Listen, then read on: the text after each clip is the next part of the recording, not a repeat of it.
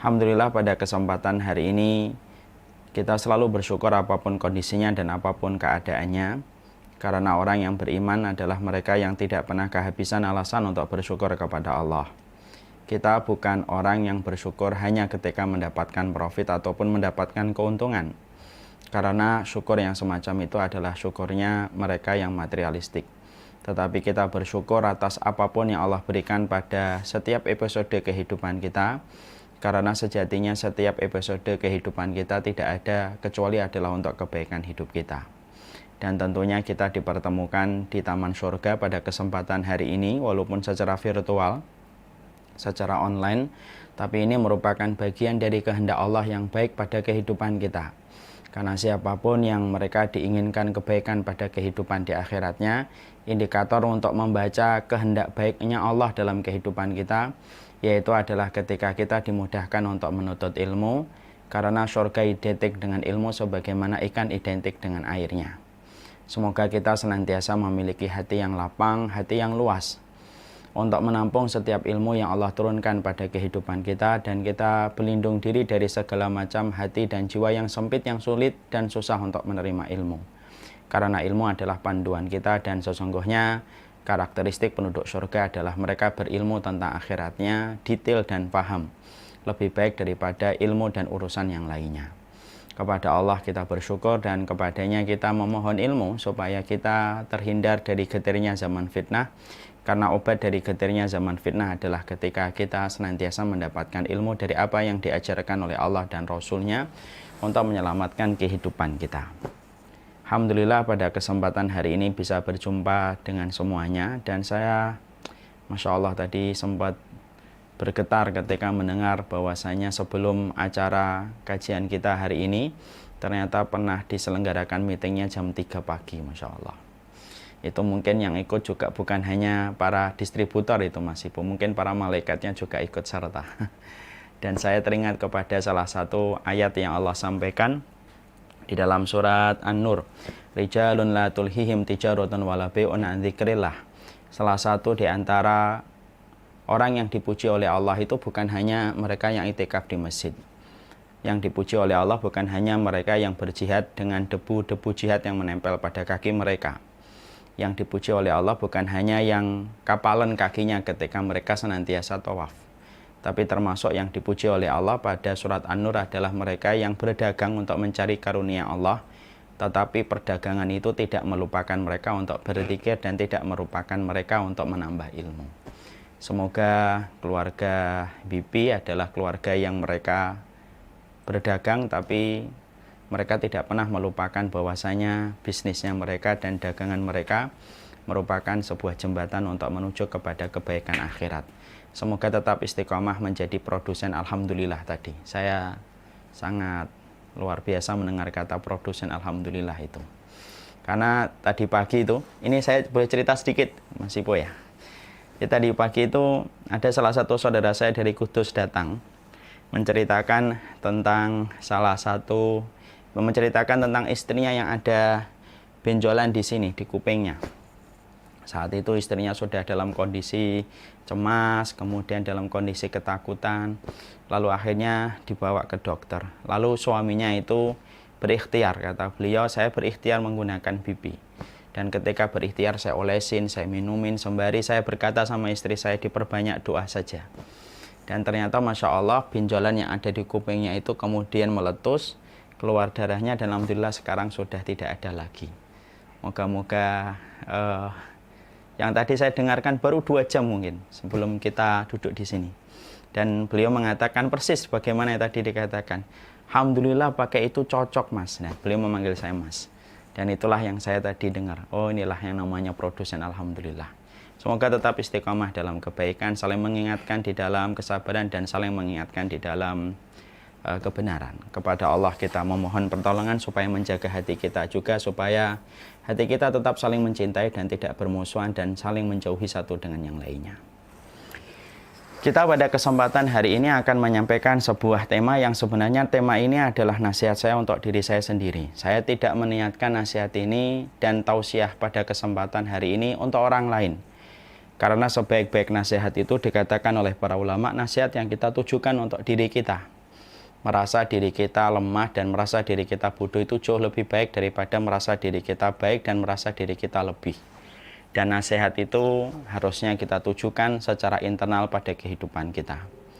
Kalaulah nasihat yang ingin saya sampaikan untuk diri saya ini ternyata bermanfaat bagi seluruh yang hadir pada kesempatan hari ini, tentunya tidak ada yang saya inginkan kecuali adalah keberkahan untuk kita semuanya. Supaya kita nanti bisa memberikan testimoni di hadapan Allah bahwasanya kita pernah dipertemukan di sebuah taman surga.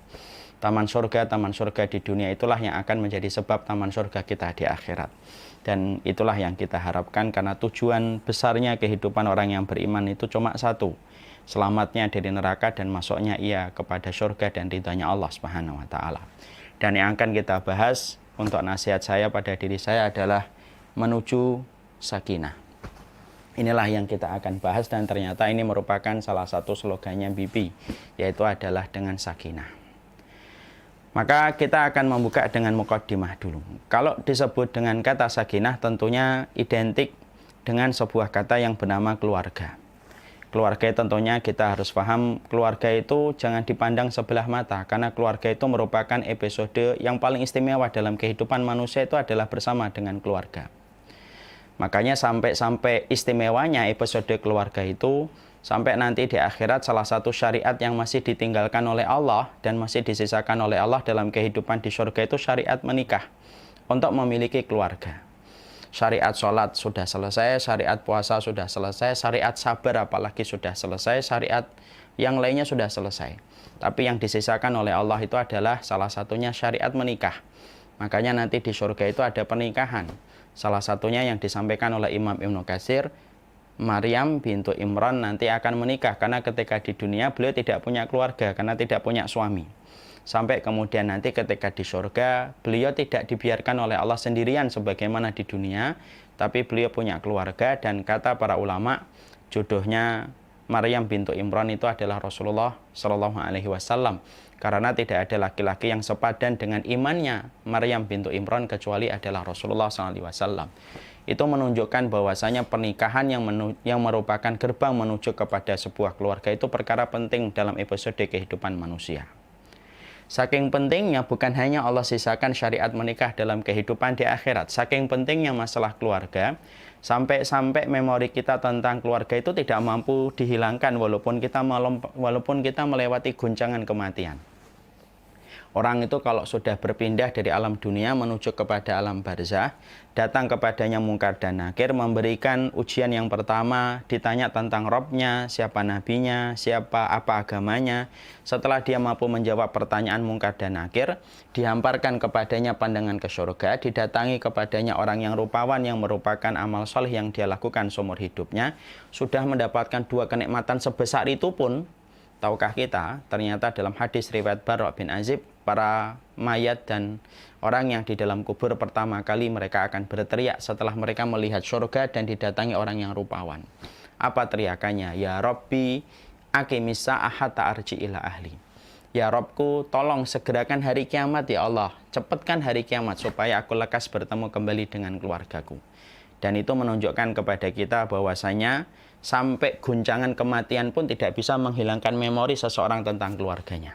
Dia tidak bisa melupakan memori tentang istrinya, anaknya.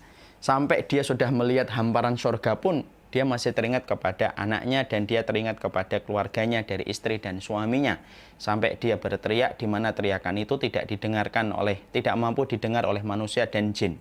Ya Rabbi aqimis sa'ah hatta arji'ah ila ahli. Ya Allah, segerakan kiamat ya Allah, supaya aku lekas bertemu kembali dengan keluargaku.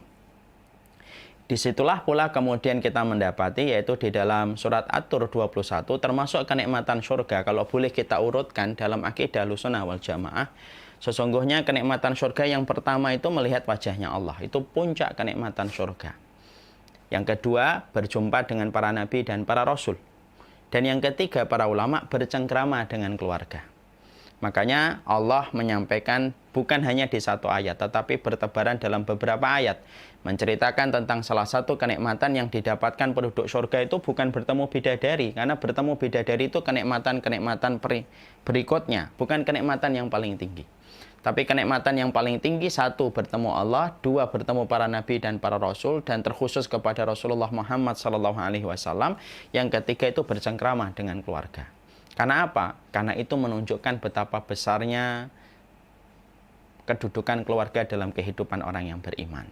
Makanya Allah sampai menyampaikan di dalam surat At-Tur, walladzina amanu wattaba'athum dzurriyyatuhum biimanin alhaqna bihim dzurriyyatahum wa ma alatnahum min amalihim min syai' kullu imrin bima kasaba rahin. Orang-orang yang beriman itu nanti akan dipertemukan dengan anak cucu mereka yang beriman. Mereka bercengkrama, mereka saling bertemu, mereka saling ngobrol, menghabiskan apa yang telah mereka lalui ketika dulu di dunia. Maka itu menunjukkan kepada kita bahwasanya keluarga itu bukan sesuatu yang biasa, tetapi sesuatu yang besar dalam kehidupan kita. Makanya kalau kita sering meninggalkan keluarga, tidak peduli dengan keluarga, boleh. Silahkan tidak peduli dengan keluarga. Silahkan tidak memperhatikan kewajiban kita kepada keluarga. Tapi ingat ya, teriakanmu pertama kali nanti ketika di alam barzah itu tentang keluarga. Ketika kita nanti sudah di kampung akhirat, itu pun yang kita harapkan adalah berjumpa dengan keluarga. Dan itu menunjukkan betapa besarnya kedudukan keluarga di dalam Islam. Sampai kita dapati tidak ada agama yang paling detail mengatur masalah pernikahan dan keluarga kecuali adalah Islam. Sampai omongan seorang suami diatur. Bagaimana dia ngomong kepada istrinya. Sampai omongan istri kepada suami diatur. Bagaimana dia harus menghindari kata ini, kata ini, kata ini kepada suaminya. Kenapa? Karena keluarga itu memiliki kedudukan istimewa di hadapan Allah pada syariat Islam yang kita imani dan kita yakini kebenarannya. Setelah kita memahami itu, disinilah kita faham. Maka kalau kemudian kita sudah kemudian mengetahui itu, maka keluarga itu fungsinya, salah satu fungsinya adalah supaya kita tenang. Litaskunu ilaiha.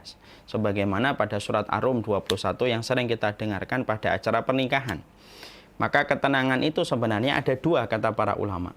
Ketika keluarga itu bagian penting dalam kehidupan kita, dan keluarga itu untuk memperoleh ketenangan, salah satu goalsnya di dalam berkeluarga itu mendapatkan ketenangan, maka para ulama menerangkan tenang itu sejatinya ada dua.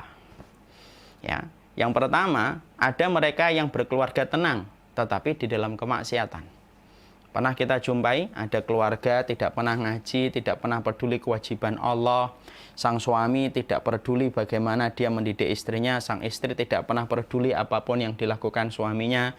Anak-anak mereka diberikan fasilitas-fasilitas kehidupan, mereka tenang. Tapi mereka tenangnya dalam kemaksiatan dan di dalam kelalaian ketika mereka tidak memperhatikan kewajiban mereka kepada Allah. Maka ini ada keluarga yang semacam ini, dan tentunya bukan ini yang kita cari. Ini namanya tenang-tenang menghanyutkan. Karena sesungguhnya ketenangan yang diperoleh ketika melalaikan hukumnya Allah, maka itu sebenarnya adalah bom waktu yang akan meledak pada kehidupan di akhirat, di pengadilan Allah, ketika setiap keluarga itu akan saling menyalahkan ketika mereka tersadar bahwasanya kelalaian mereka ketika menjadi keluarga, ketika tidak mengingatkan kepada jalan Allah, itu menjadi sebab penyesalan di akhirat. Makanya Allah berfirman dalam surat Az-Zukhruf 67, Al-akhillau yawma idzin ba'duhum li ba'din adu illal muttaqin. Berapa banyak orang yang saling mencintai, pasangan suami istri, ayah dan anak, ibu dan anak. Mereka itu kelak pada waktu di akhirat itu akan menjadi pasangan yang saling bermusuhan kecuali orang yang bertakwa. Mungkin ketika di dunia tenang, karena apa? Saling tidak mengusik. Kenapa kamu tidak ngingetin suamimu? Alah, daripada diusik malah bertengkar. Kenapa kamu tidak ngingetin istrimu? Alah, kalau diingetin malah bertengkar. Ini namanya tenang-tenang menghanyutkan. Inilah yang disebut dengan bom waktu. Bom waktu ini pasti akan meledak, dan yang paling ngeri adalah meledaknya di hadapan Allah. Sang suami akan menyalahkan istri, sang istri akan menyalahkan suami, sang anak akan menyeret orang tuanya kepada kebencian Allah. Karena orang tuanya membiarkan kelalaian anak itu ketika tidak mengerti kewajiban dia kepada Allah. Ini tenang yang pertama. Kata Imam Ibnu Katsir, yaitu adalah ketenangan fil ma'asi wal ghadab. Ketenangan di dalam kemaksiatan dan kemurkaannya Allah. Ada yang kedua, yaitu adalah tenang di dalam ketaatan. Ya, Jadi yang kedua itu ada yang tenang di dalam ketaatan. Orang-orang yang mereka menikah lalu mendapatkan ketenangan di dalam ketaatan mereka. Mereka menjadi keluarga, melaksanakan bagaimana kewajiban yang Allah bebankan kepada mereka. Mereka melaksanakan setiap perintah yang Allah bebankan kepada mereka. Sampai Allah memberikan kepada mereka itu ketenangan. Dan orang-orang yang mereka itu memperhatikan ketaatan mereka, memperbaiki kondisi mereka dengan Allah, bagaimana mereka memperbaiki kualitas hidup mereka bersama dengan Allah ketika mereka berkeluarga, mereka akhirnya diberikan ketenangan oleh Allah. Dan ini merupakan sifat keluarga yang kedua, yaitu adalah tenang di dalam ketaatan. Makanya tenang yang kita sebut dengan kata sakinah, karena kita sering nyebut sakinah. Sakinah itu tenang. Maka sesungguhnya ketenangan itu nyata, real, bukan sesuatu yang sifatnya fata morgana. Jadi tenang di dalam masalah perkeluargaan, tenang di dalam masalah ketaatan di dalam keluarga itu bukan sesuatu yang sifatnya layaknya sinetron Korea yang disetting, didesain, tetapi kenyataannya tidak ada. Tapi sesungguhnya ketenangan ketika kita sudah mengetahui ketenang keluarga itu ada dua, tenang dalam kemaksiatan, tenang dalam ketaatan, itu ternyata tenang dalam ketaatan itu ada. Kalau kita jumpai orang yang bermaksiat dalam satu keluarga, mereka bisa tenang. Orang yang taat itu lebih layak untuk tenang di dalam pernikahan mereka. Dan sesungguhnya itu merupakan sesuatu yang sifatnya nyata, sifatnya real, dan sesuatu yang bukan fata morgana. Karena sesungguhnya memang tujuan dalam pernikahan itu adalah litaskunu ilaiha, mendapatkan ketenangan. Makanya saya pernah kagum dengan apa yang pernah disampaikan Imam Ahmad. Imam Ahmad itu menikah dengan seorang wanita bernama Ummu Abdillah. Ada sebuah kisah bagaimana Imam Ahmad, karena Imam Ahmad menikah ini agak terlambat, usia 40 tahun baru menikah. Bukan karena beliau sibuk pacaran, tetapi beliau menikah pada umur 40 tahun disebabkan kesibukan beliau untuk mempelajari hadis. Makanya Imam Ahmad terkenal sebagai ulama Ahlussunnah wal Jamaah karena beliau hafal 1 juta hadis dan pembelaan beliau terhadap sunnah-sunnah yang pernah disampaikan oleh Rasulullah begitu kuat. Imam Ahmad ketika umurnya 40, beliau mendatangi kepada bibinya, dia berkata kepada bibinya, ada satu keluarga punya 2 putri, kakak adik. Saya ingin memilih di antara keduanya, tolong bibi pergi ke sana, lihat 2 kondisi dari kakak beradik itu. Maka bibinya senang ketika keponakannya akhirnya mau menikah. Nah ini kan bisa disebut, ini sudah terlambat masanya menikah, tapi akhirnya mau menikah. Bibinya senang, ingin memenuhi keinginan sang keponakan. Datang kepada keluarga itu, dilihatlah kakak adik tersebut. Ketika pulang, maka sang bibi ditanya, bagaimana kamu bibi melihat 2 orang perempuan itu? Aku melihat adiknya itu cantik, manis, senyumnya membuat menawan, dan lain sebagainya. Bercerita tentang fisiknya. Bagaimana kakaknya? Kakaknya tidak secantik adiknya, kemudian tidak semenawan adiknya, tapi kakaknya jauh lebih solih daripada adiknya. Maka Imam Ahmad tanpa ragu kemudian berkata, saya ingin menikahi sang kakak dan tidak ingin menikahi sang adik. Lalu pernikahan itu akhirnya berjalan sampai 20 tahun. Dan ketika meninggal Ummu Abdillah, karena mereka punya anak bernama Abdullah, maka disebutnya Ummu Abdillah dan Abu Abdillah Imam Ahmad itu. Maka sampai meninggalnya istrinya itu, kemudian Imam Ahmad berkata, di mana perkataan beliau dicatat di dalam kitab-kitab yang menceritakan tentang biografinya Imam Ahmad. Tazawwajtu bi ishrina sanatan. Saya menikahi dirinya selama 20 tahun. Dan selama 20 tahun tidak pernah terjadi pertengkaran saya dengan istri saya sampai dia meninggal. Dia merupakan istri yang tidak pernah membuatku marah, tidak pernah membuatku kecewa, dan tidak pernah membuatku dadaku itu sempit. Sampai dia menutup mata ketika dia menghadap kepada Allah. Disitulah kita akhirnya memahami, Masya Allah ya, 20 tahun bersama di dalam sebuah gelombang pernikahan di mana turbulensnya begitu banyak, karangnya begitu banyak.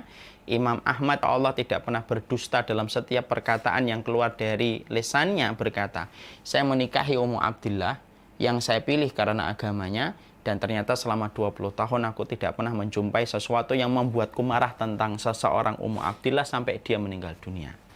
Berarti disitulah kita akhirnya menjumpai, disitulah kita mendapati sesungguhnya sakinah di dalam sebuah keluarga, di dalam ketaatan itu bukan sesuatu yang sifatnya settingan, bukan sesuatu yang sifatnya fiktif, bukan sesuatu yang sifatnya fata morgana, tetapi sesungguhnya betul-betul ada. Dan itulah yang menjadikan kita akhirnya mengerti sakinah itu bukan hanya jargon setiap kita melihat orang menikah, bukan hanya kita ucapkan lip sync ketika kita mendapati sahabat kita menikah, lalu kita mengucapkan sakinah, semoga sakinah, mawaddah, dan warahmah, tapi betul-betul sakinah itu nyata dalam kehidupan, dan sejatinya dia tidak pernah menjadi jargon dan lip sync dalam kehidupan orang soleh terdahulu, karena mereka mendapatkan sakinah dalam pernikahan mereka. Masya Allah ya. Semoga kita mendapatkan sakinah itu. Setelah kita kemudian mengetahui tentang sakinah itu, maka yang kita juga harus pahami, sakinah itu adalah miliknya Allah. Jadi sakinah itu adalah miliknya Allah, bukan miliknya makhluk. Jadi kalau kita ingin memahami sakinah, maka selanjutnya yang kita harus pahami, sakinah itu miliknya Allah. Ketenangan itu miliknya Allah. Karena yang menggenggam hati kita dan membolak-balikan hati kita itu adalah Allah. Mana Ustadz dalilnya bahwasanya sakinah itu merupakan miliknya Allah dan bukan miliknya makhluk, yang bisa diusahakan makhluk tanpa peran sertanya Allah? Kita membaca di dalam surat Al-Fatah ayat yang keempat, huwallazi anzala sakinata fi qulubil mu'minin liyazdadu imanan ma'a imanihim walillahi junudus samawati wal ardi wa kana Allahu aliman hakima. Allah lah yang menurunkan ketenangan di dalam dada orang yang beriman supaya bertambah iman mereka dan bertambah iman mereka. Allah lah yang kemudian memiliki tentara di langit dan di bumi. Sesungguhnya Allah maha mengetahui lagi maha bijaksana. Di situ ada kata anzala sakinah. Perhatikan ayatnya dalam surat Al-Fatah yang keempat. Anzala sakinah, Allah turunkan. Berarti disitulah kita paham bahwasanya sakinah itu merupakan sesuatu yang sifatnya diberikan oleh Allah. Dia bukan miliknya makhluk, dia bukan miliknya pemain sinetron, dia bukan miliknya orang yang terkenal, dia bukan miliknya selebgram, dan bukan miliknya orang yang sedang viral pernikahannya. Bukan. Berapa banyak orang yang pernikahannya viral tapi tidak mendapatkan sakinah? Berapa banyak orang yang menikah ketika dari ujung timur sampai ujung barat orang mengetahui dia menikah tapi kemudian tidak mendapatkan sakinah? Sakinah itu turun dari Allah, bukan miliknya makhluk. Makanya ketika sakinah kita baca di dalam surat Al-Fatah ayat yang keempat, sampai kemudian akhirnya Imam Ibnu Katsir itu berkata, sakinah itu hasil dari proses panjang. Dia bukan sesuatu yang sifatnya dari awal proses. Jadi sakinah itu merupakan proses panjang dari ketaatan seorang manusia ketika mereka menikah, sampai mereka memperhatikan ketaatan mereka, memperhatikan kewajiban mereka kepada Allah. Baru setelah orang itu memperbaiki posisinya, memperbaiki kualitas hidupnya di dalam berkeluarga sesuai dengan apa yang diridai oleh Allah, baru Allah itu turunkan sakinah. Karena apa? Sakinah itu miliknya Allah, bukan miliknya makhluk, bukan miliknya pemain sinetron dan para selebgram. Maka kemudian ketika sakinah itu merupakan turun dan itu merupakan proses panjang, akhir dari semua proses itu finishnya adalah pada sakinah, mawaddah, dan warahmah, maka sesungguhnya sakinah itu bukan sesuatu yang gampang. Karena apa? Dia head to head dengan berbagai macam hal yang bisa menghalangi sakinah itu muncul. Ya. Makanya kemudian sakinah dalam sebuah keluarga itu pertama kita harus berhadapan dengan syaitan. Karena setan itu tidak akan pernah membuat seseorang itu akan sakinah dalam kehidupan pernikahan mereka. Sa'id bin Musayyib rahimahullahu ta'ala itu berkata, strateginya setan sebelum orang itu menikah dan strateginya setan sesudah orang menikah itu beda. Kalau strateginya setan sebelum orang itu menikah ketika mereka sudah saling kenal, bagaimana menjadikan pasangan yang belum menikah dan belum halal ini semuanya itu tampak indah. Supaya apa? Supaya mereka semakin dekat puncaknya supaya terjadi perzinahan. Itu sebelum pernikahan. Tapi ketika orang sudah menikah, strateginya setan itu berubah. Yang asalnya didekatkan dan dijadikan perhiasan setiap apa yang nampak dari hubungan mereka, setelah menikah, maka kemudian langsung berubah. Apa yang berubah? Yaitu adalah bagaimana setan menjadikan dua orang yang mereka sudah menikah, dijadikan semua itu tampak buruk. Makanya banyak masalah dalam keluarga, kadang-kadang kita menjumpai kriwikan jadi gerojokan. Masalah kecil jadi gede, disebabkan apa? Yaitu adalah disebabkan ketika setan itu menjadi penumpang gelap, sampai akhirnya sakinah itu tidak mampu bertahan dalam satu rumah, ketika pengusir dan penyapu sakinah dalam sebuah keluarga itu ternyata adalah setan. Jadi setan itu nyapu sakinah dalam teras kehidupan keluarga. Makanya dikatakan sakinah itu susah. Karena head to headnya dengan setan. Head to headnya yang kedua setelah setan itu apa? Yaitu hawa nafsu. Kita punya hawa nafsu. Yang mana hawa nafsu itu menyeret kita kepada sebuah kemaksiatan dan dosa. Ini ada sebuah kisah nyata ini. Ya. Ada satu keluarga. Ada seorang suami ini, suami istri sebenarnya sudah baik ya. Mereka pengen bertaubat ya. Saya cerita supaya dapat ibrah saja. Ada seorang suami, itu dia tidak bisa mencampuri istrinya. Dan kalau akan mencampuri istrinya, dia harus memakai segala macam hal supaya dia bisa mencampuri istrinya. Padahal ini pasangan masih muda. Dua-duanya diberikan fisik di atas rata-rata. Artinya lakinya cakep, kemudian istrinya sesuai dengan suaminya. Tapi ternyata suaminya itu tidak bisa mencampuri istrinya. Ketika mereka konsultasi gitu, ngobrol sama saya bilang, kenapa mas? Nggak tahu Ustadz, kenapa ya? Akhirnya saya merasa, oh mungkin dia terlalu mencintai istrinya gitu. Antum terlalu mencintai istri? Enggak juga sih, tapi kenapa kok nggak bisa nyampurin? Dia bisa betul-betul nggak bisa nyampurin. Setelah itu tiba-tiba saya teringat kepada satu hal. Kalau ada orang kok sampai dikurangi kenikmatan ketika dia bercampur dengan istrinya atau suaminya, biasanya itu disebabkan karena kemaksiatan yang dilakukan oleh salah satu pasangan. Akhirnya pada saat itu saya ingat itu, istrinya saya suruh pergi dulu minta izin, saya hanya berhadapan dengan yang laki-laki. Saya ngomong, udahlah kita laki-laki sama laki-laki. Saya pengen tanya, pernah zina atau tidak pernah zina? Nah disitulah baru terbuka. Dia terdiam dan berkata, iya saat saya berzina. Sebelum menikah, iya. Berapa kali? Sering. Setelah nikah, iya juga. Sama yang lainnya bisa. Tapi sama suami, sama istrinya malah tidak bisa. Inilah hawa nafsu. Kalau masuk dalam sebuah keluarga, akhirnya apa? Hilang. Karena tidaklah kemudian percakapan suami istri itu hilang kenikmatannya, kecuali ketika kita telah menikmati percakapan kita dengan yang bukan halal.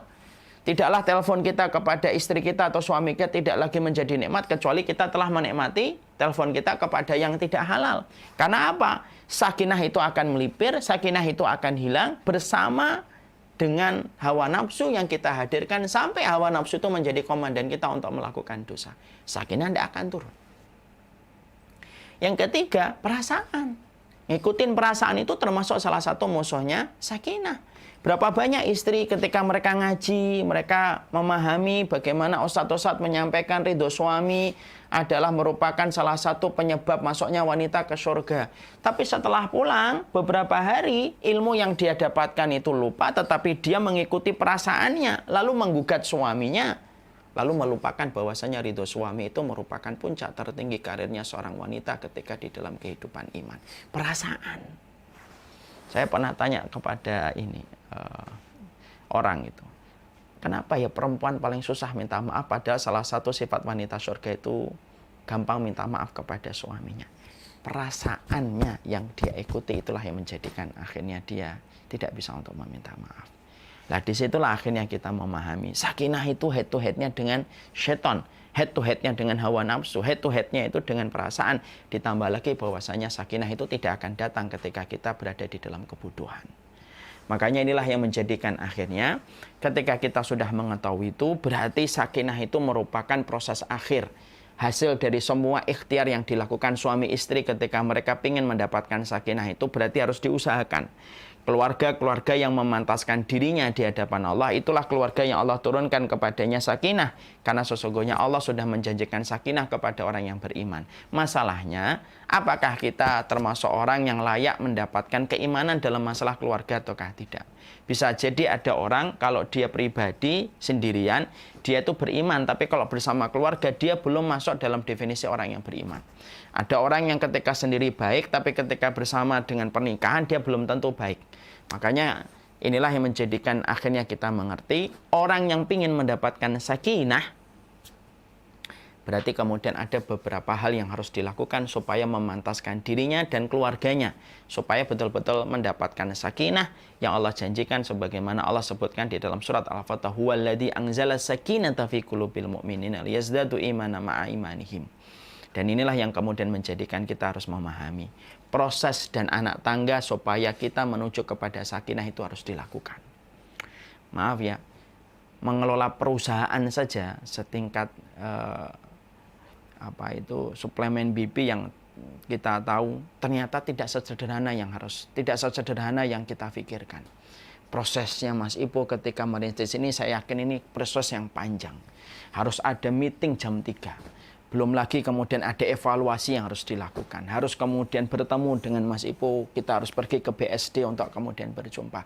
Hanya untuk membesarkan sebuah perusahaan yang kita berkomitmen di situ untuk mendapatkan kebaikan dan keberkahan. Apalagi dalam sebuah keluarga. Maka inilah yang menjadikan akhirnya setelah kita memahami apa korelasinya dengan sakinah itu, berarti sakinah pun sama. Sakinah itu merupakan proses panjang, akhir dari sebuah ikhtiar itu adalah sakinah. Berarti ada tahapan-tahapan yang harus dilakukan setiap keluarga, sebagaimana disampaikan oleh Imam Ibnu Qayyim di dalam beberapa penjelasan beliau. Setidaknya ada 5 perkara yang harus diperhatikan supaya kita semua keluarga yang kita cintai, keluarga yang kita akan rindukan nanti ketika di alam barzah, keluarga yang akan bercengkrama dengan kita nanti di akhirat, ada 5 perkara yang harus diperhatikan supaya kita betul-betul menuju kepada sakinah. Take off-nya itu mendapatkan semesta mungil bernama sakinah dalam kehidupan kita sebelum kita nanti menutup mata menuju kepada alam barzah. Maka inilah yang kemudian menjadikan kita memahami. Sekarang ada 5 hal yang kemudian harus diperhatikan ketika orang menuju sakinah. Yang pertama, kata Imam Ibnu Qayyim, yang pertama, pastikan bahwasanya orang ketika menuju sakinah itu adalah menikah itu karena niat yang bersih.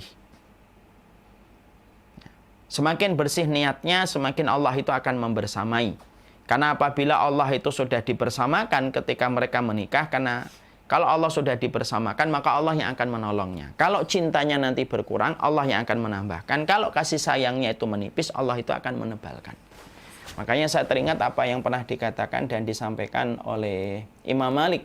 Maka nalillahi fahuwa abqa. Apapun yang sudah diniatkan karena Allah, maka Allah yang akan membuat itu awet abadi.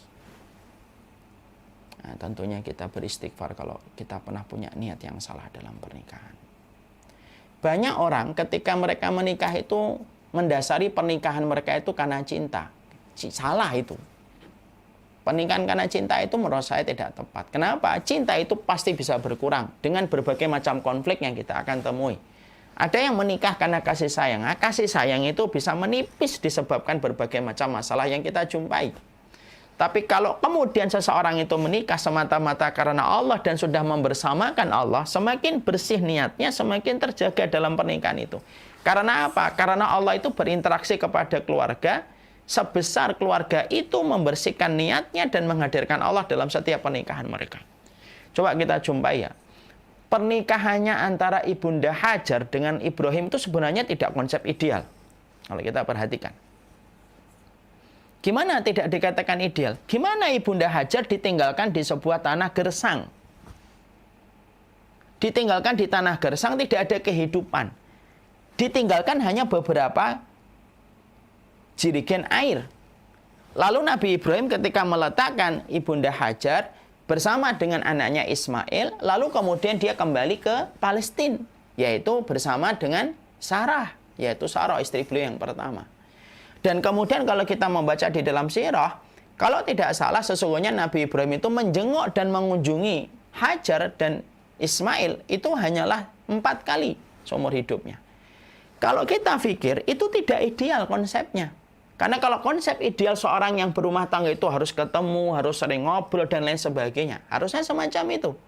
Tapi kenapa Ibunda Hajar yang dalam kondisi tidak ideal, dia tidak bersama dengan suaminya, padahal suaminya harusnya ada, suaminya pula yang harusnya kemudian mendidik Ismail untuk menjadi seorang yang solih, tapi justru Ibrahim itu ada di Palestina. Tapi ketika keluarga itu tidak berada pada kondisi ideal menurut mata manusia, kita lupa.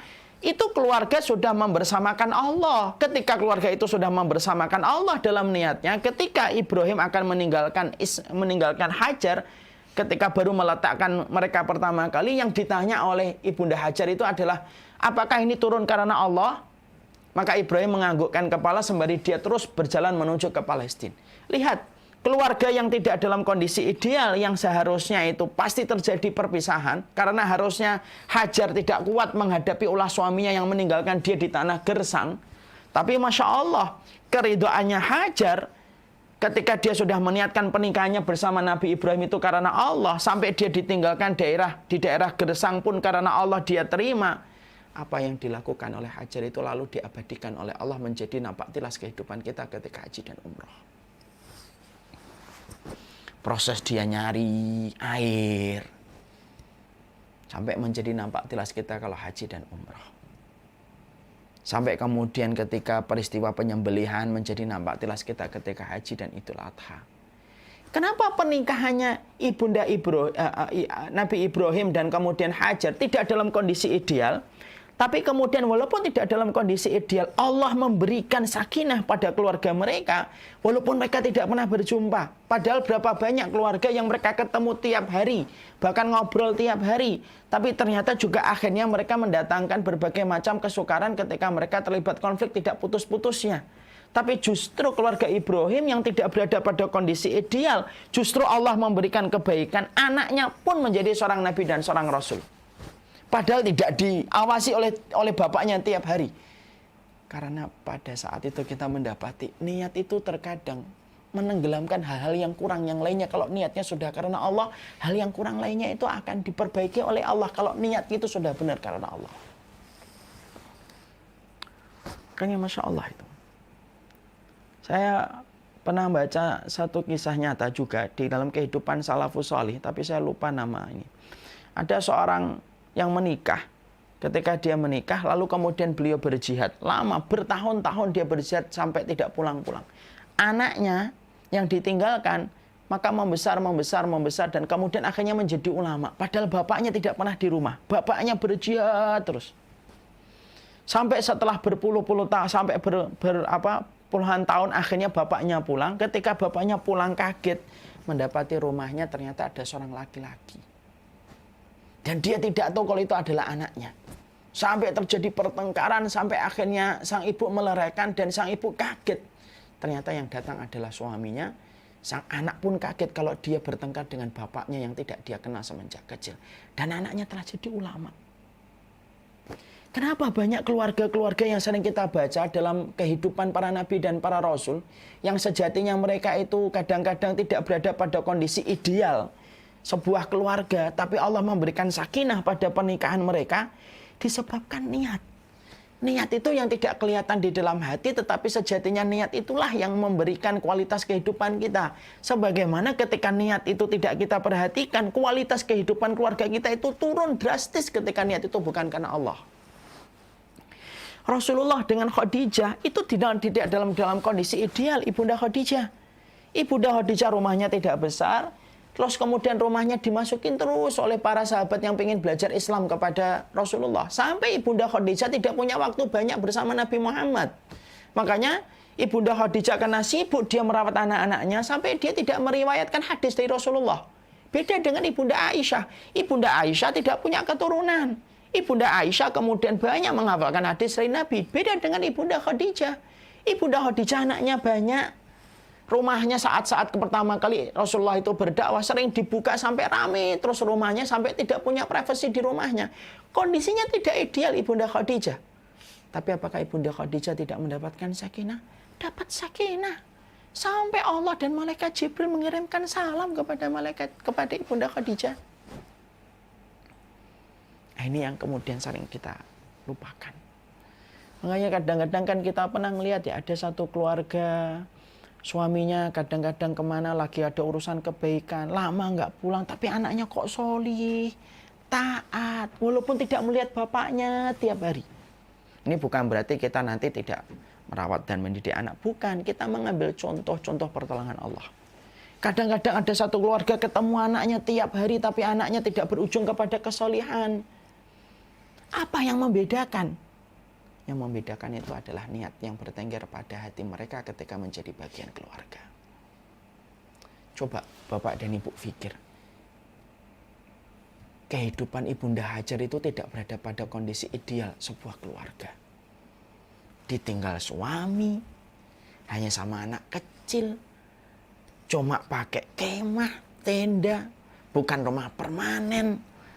Sang ayah seorang nabi malah meninggalkan anaknya, tidak bisa ngajarin anaknya tiap hari sebagaimana kita ketemu anak kita, apalagi ketika PSBB. Tiap hari kita ketemu, tiap hari kita ngajarin mereka untuk kelas online.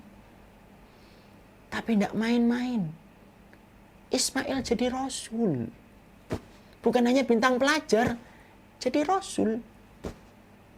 Kenapa banyak kondisi tidak ideal itu ternyata kemudian mendatangkan sakinah? Ibunda Hajar tidak pernah marah-marah kepada Ibrahim. Coba kalau wanita hari ini ditinggal di tanah gersang gitu, hanya ditemani dengan beberapa dirigen air gitu. Apa kira-kira komentar seorang wanita ditinggalkan di tanah gersang, kemudian suaminya kembali ke istri pertama gitu? Mungkin istri kita atau istri-istri hari ini akan berkata, kamu gila ya ninggal saya di tempat kayak gini gitu. Mungkin begitu. Tapi ternyata kita jumpai di situ akhirnya menghadirkan niat kepada Allah itu menghadirkan sakinah pada sebuah keluarga. Makanya apapun kalau sudah diniatkan karena Allah itu pasti Allah akan menyelesaikan proses akhirnya. Itu yang penting.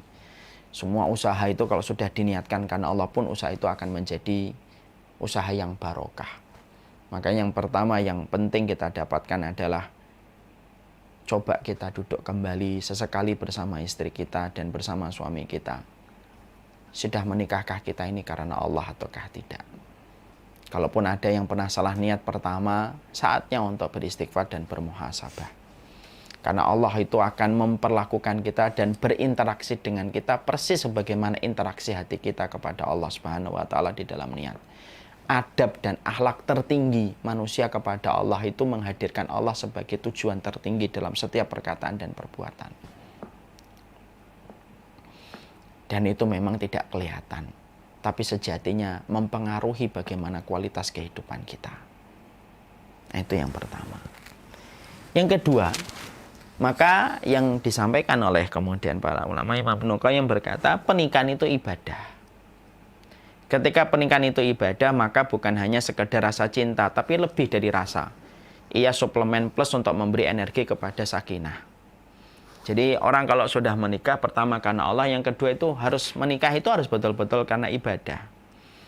Tentunya ketika mengatakan pernikahan itu ibadah bukan hanya menjadi lip sing atau bukan hanya menjadi jargon, tapi betul-betul ketika kita mengatakan pernikahan itu ibadah, ya sejatinya pernikahan itu adalah ibadah.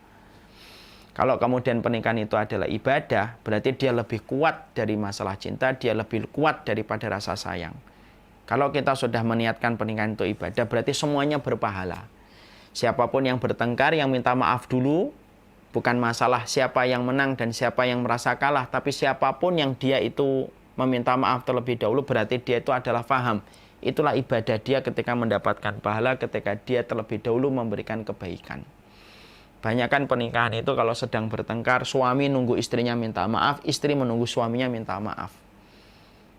Pernikahan itu kan bukan kompetisi siapa yang menang dan siapa yang kalah. Tapi pernikahan itu bagian dari ibadah. Siapapun yang memulai kebaikan, maka sesungguhnya pada dasarnya dialah yang akan menjemput pahalanya terlebih dahulu daripada yang berikutnya. Makanya kalau boleh saya menyampaikan sebuah kisah ya. Ya ini kisah internal, boleh diambil, boleh tidak. Saya pernah beberapa waktu sebelum ibu saya meninggal dunia kena serangan jantung. Maka saya pernah tanya sama ibu, karena ibu itu kalau bapak keluar lama dikit, nggak pulang-pulang itu hatinya mulai resah. Saya bertanya sama beliau, ibu itu cinta banget ya sama bapak ya. Sampai ketika bapak nggak pulang agak lama kok langsung cemas gitu. Pasti cintanya mentok nih. Saya mengatakan dengan bahasa anak muda, kuncen hatinya ibu itu sama bapak ya. Lalu ibu saya itu berkata gini, dengan bahasa seorang ibu Jawa yang lembut gitu. Nah, kalau kamu tanya sama ibu, apakah ibu cinta atau tidak sama bapakmu, ibu itu tidak ngerti rasa cinta. Tapi yang ibu rasakan adalah ibu itu butuh bapak untuk beribadah kepada Allah. Makanya kalau nanti ibu boleh meminta, ibu itu pengen supaya ibu itu diwafatkan sebelum bapak meninggal dunia. Karena ibu tidak bisa membayangkan bagaimana nanti kalau ibu beribadah, lalu tidak ada lagi ayahmu yang selama ini selalu menemani ibu di dalam beribadah kepada Allah. Saya itu ketika mendengar jawaban itu langsung majleb. Kemudian saya pegang itu lututnya, ibu jangan ngomong gitu dong bu. Ibu umurnya panjang insya Allah. Iya. Tapi saya cuma pengen nyampaikan, saya itu pengen kalau nanti ditakdirkan meninggal lebih dulu daripada bapak. Ternyata Allah kabulkan. Beliau meninggal lebih dulu daripada ayah. 5 tahun sebelum ayah meninggal, maka beliau meninggal terlebih dahulu. Yang membuat saya kagum itu mungkin saya sudah sampaikan dalam beberapa kesempatan. Awal ketika baru saja meninggal, karena meninggalnya ibu hari Senin, saya masih ingat betul. Selasa malam, saya tahu betul orang tua saya itu, maaf saya bukan bercerita apapun, tidak bermaksud apapun kecuali ngambil ibrah. Saya itu tahu orang tua saya itu hampir tiap malam sholat tahajud. Selasa malam, H+1 setelah meninggalnya ibu, saya dapati bapak itu bangun, duduk, nangis. Tapi beliau tidak sholat tahajud. Saya masih bisa memaklumi lah, mungkin karena bapak masih sedih. Hari kedua saya masih mendapati bapak diem, duduk gitu. Malam, tengah malam duduk, tapi tidak sholat tahajud. Sampai akhirnya sepekan berlalu dan beliau tidak sholat tahajud, maka saya memberanikan diri untuk berkata dan bertanya sama bapak, Pak, kenapa justru meninggalnya ibu kita malah tidak tahajud ya Pak? Kemudian bapak saya itu ngomong ke saya itu, nah bapak itu tidak sholat tahajud itu bukan karena bapak meratapi ibumu, tapi bapak belum siap ketika nanti sholat tahajud yang biasanya bareng-bareng sama ibumu, nanti ketika bapak salam, tidak ada lagi ibumu dengan mukena putih dan sajadah birunya yang ada di samping serong kanannya bapak ketika bapak itu salam ke kanan. Bapak belum siap mendapati di tempat itu sudah tidak ada lagi ibumu. Saya nangis itu.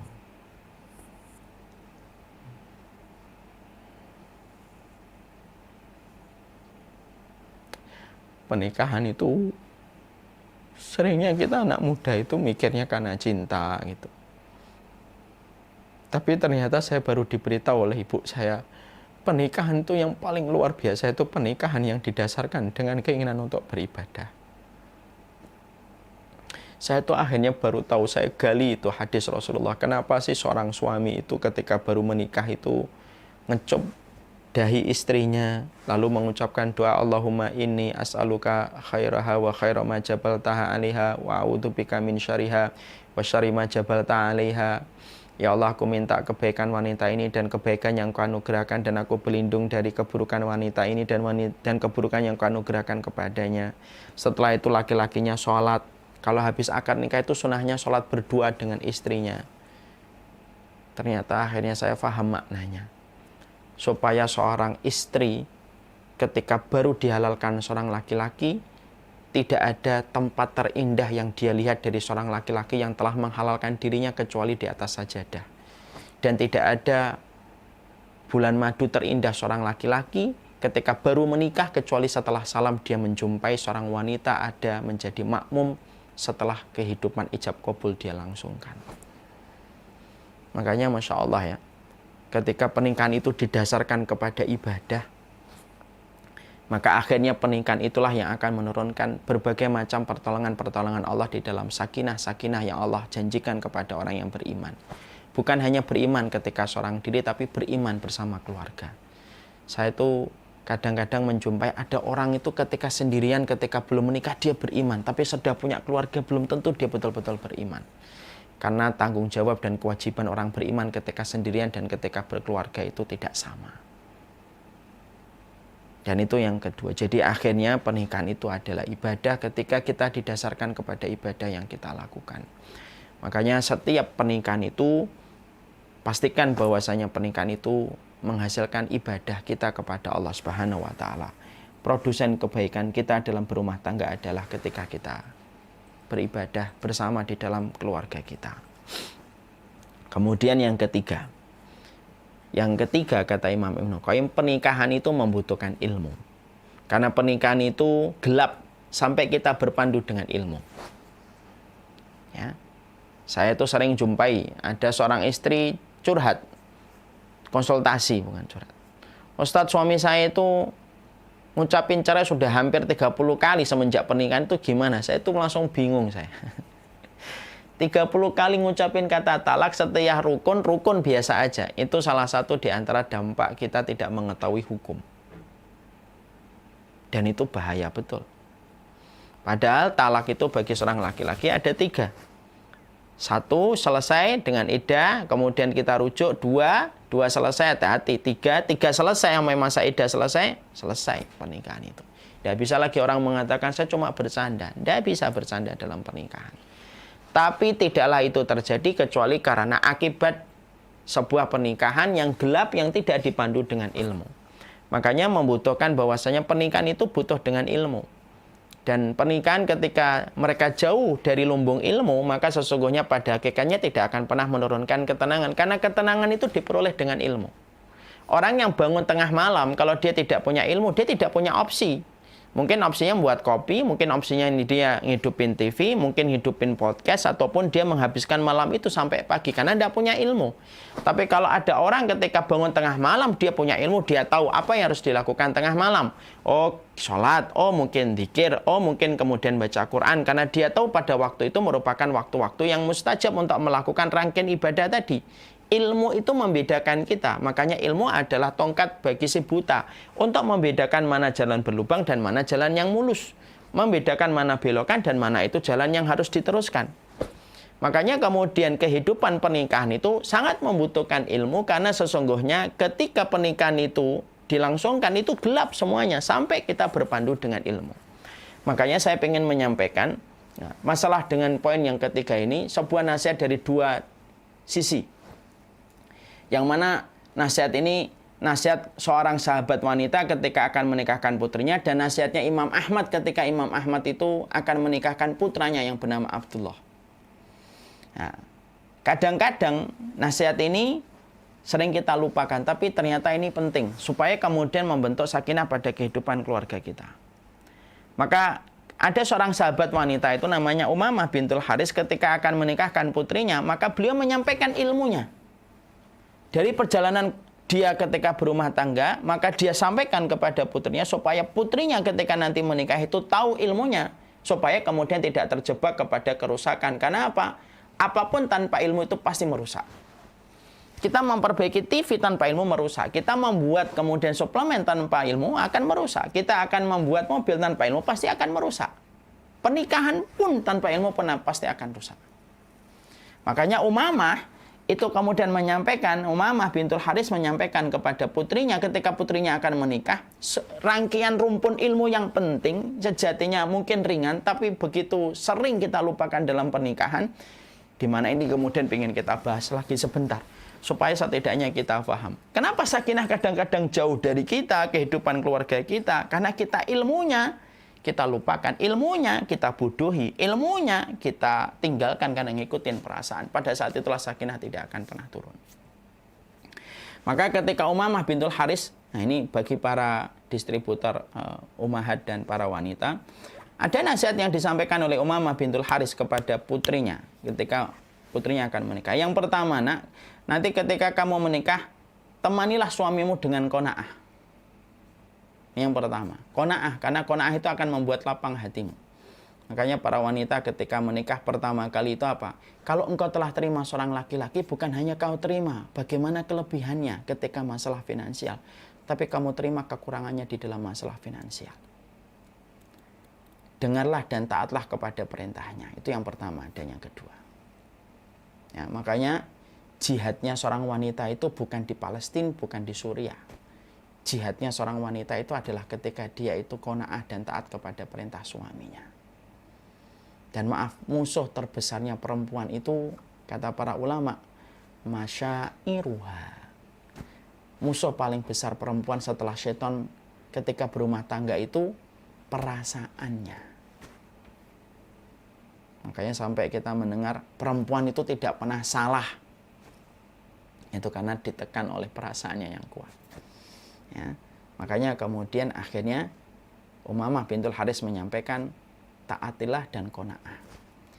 Yang ketiga dan yang keempat, jaga hidungnya, jaga matanya, supaya hidungnya tidak mencium sesuatu yang buruk dari dirimu, matanya supaya tidak melihat sesuatu yang buruk dalam dirimu.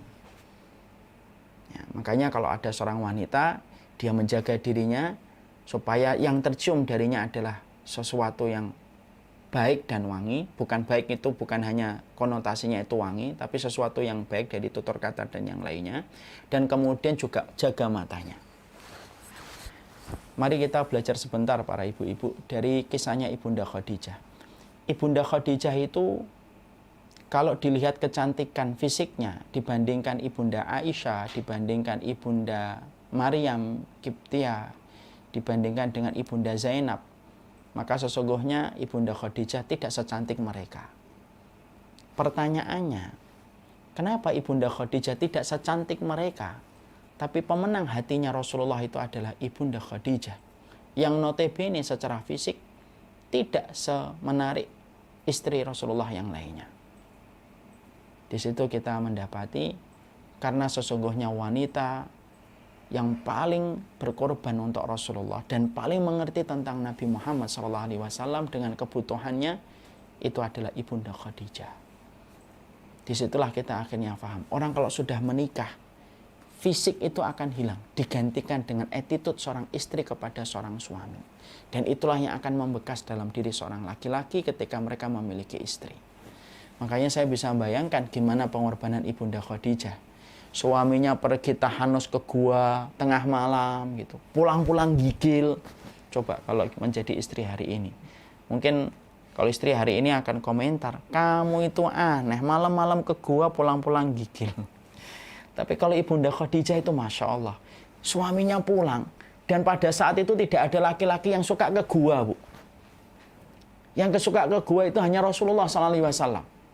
Pada saat iman itu belum masuk ke dadanya Ibunda Khadijah, tapi kepercayaannya Ibunda Khadijah kepada Rasulullah itu saking besarnya, walaupun iman belum masuk kepada dadanya Ibunda Khadijah, karena Nabi belum menjadi Nabi dan belum menjadi Rasul. Iman itu belum ada di dadanya Ibunda Khadijah. Mendapati suaminya pulang dalam kondisi menggigil, diselimutin tanpa mengucapkan kata-kata apapun untuk mengomentari apa yang diperbuat oleh suaminya. Menahan diri berkomentar kepada suami dengan apa yang dilakukan dalam perkara yang belum bisa dijangkau logika dan perasaannya wanita. Itulah ilmu tingkat tingginya Ibunda Khadijah. Ya. Makanya Masya Allah, pemenang hatinya Rasulullah itu Khadijah dan tidak digantikan oleh siapapun. Karena fisik itu bukan pertama kali yang akan membekas di dalam hati suami kalau sudah menikah. Tetapi attitude-nya seorang wanita itulah yang akan membekas di dada seorang suami. Makanya Rasulullah ketika ditanya, wanita solihah itu kayak apa ya Rasulullah? Nabi tidak mengatakan yang banyak sholat tahajudnya, yang panjang jilbabnya, yang banyak puasanya. Tidak. Rasulullah mengatakan apa? Wanita solihah itu adalah ketika engkau memandangnya dia menyenangkan. Berarti solihahnya wanita itu di sini, ketika di depan suaminya. Kenapa kok menyenangkan suaminya itu disebut sebagai kriteria wanita solihah, Ustaz? Karena ibu-ibu sadar atau tidak sadar, senyuman ibu di waktu pagi itu mempengaruhi seorang laki-laki ketika menjalani hari-harinya ketika sampai malam. Betul Mas Ipo? Sangat berpengaruh. Makanya saya punya teman itu, ada salah satu pedagang akikah itu bilang, teman saya di Bekasi itu bilang, Ustaz, saya itu kalau istri saya pagi-pagi senyum, hari seberat apapun itu terasa ringan bagi saya. Tapi kalau saya pagi-pagi habis pulang sholat subuh, kemudian istri saya sudah bersungut-sungut, ya Allah, pengen saya tabrak tuh semua mobil yang ada di jalan. Makanya Masya Allah itu beliau bukan hanya sekedar cerita, tapi itulah kenyataan yang sejatinya terjadi. Makanya Rasulullah ketika ditanya, wanita solehah itu apa ya Rasulullah? Bukan yang banyak sholatnya, bukan yang kemudian jilbabnya, itu juga termasuk kriteria solihah. Tapi yang disebutkan Nabi ternyata bukan itu. Yang disebutkan Nabi, yang apabila engkau memandangnya menyenangkan. Makanya jihadnya wanita itu di sini. Makanya jujur ya, sekarang kalau boleh saya curhat dikit. Saya itu kalau dapetin istri saya sudah mulai agak ngambek dikit gitu. Saya ngomong, ayo dipakai peralatan jihadnya. Ayo dipoles no. Semua senjata-senjatanya untuk berjihad. Jihadnya dia itu adalah tersenyum ketika terjadi gelombang kekecewaan yang dirasakan oleh seorang istri karena perasaannya lebih dominan daripada akalnya. Makanya Masya Allah, itu ilmu. Itu ilmu. Dan itu tidak bisa kita dapatkan kecuali kita harus mendengarkan lalu mengingat itu dalam kehidupan. Cuma masalahnya banyak istri itu kadang-kadang kalau pas di kajian tahu betul ridho suami itu pintu surga. Tapi ketika sudah pulang, entah kenapa, itu menguap tanpa tersisa mungkin tersangkut di pintu atau tersangkut di garasi, sampai akhirnya dia lupa bahwasanya laki-laki yang sedang seliweran di depan matanya itu, di balik punggungnya itu adalah ada ridho surga, ada ridhonya Allah dan pintu 8 surga yang Allah janjikan. Makanya ibu-ibu, saya menyampaikan, taatlah kepada suami itu bukan karena suami. Karena ibu kalau taat kepada suami karena suami, ibu akan kecewa. Karena suami kita tidak akan pernah mampu memuaskan kita dalam setiap perkataan dan perbuatan. Tapi taatlah kepada suami itu karena ibu tahu balasannya adalah 8 pintu surga. Dan Allah mudahkan itu. Supaya ibu tidak perlu berjihad keluar dari rumah, memikul senjata yang membahayakan, atau menempuh rintangan yang berat, tidak perlu. Cukup tersenyum dan membuat ridho suamimu sampai engkau menutup mata. Maka itulah 8 pintu surga yang akan menanti. Saya ketika mendapati ibu meninggal dunia di ICU, bapak menangis.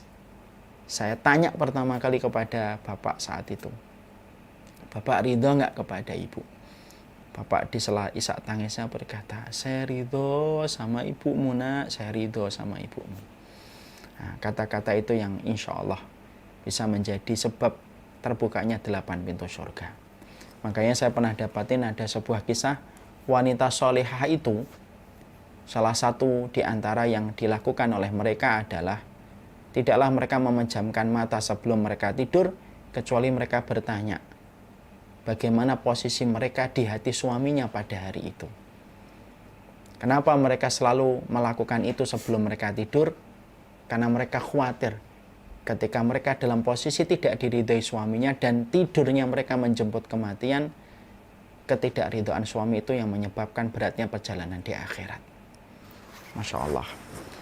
Kemudian yang kelima dan yang keenam, yaitu ingatlah waktu makannya dan waktu tidurnya. Jadi kalau kita harus pakai ilmu, kalau kita ngelihat suami kita, dijaga makannya, dijaga tidurnya. Karena kalau makan itu terganggu, maka emosinya akan meledak-ledak. Kalau tidurnya terganggu, maka sama, emosinya juga akan meledak-ledak.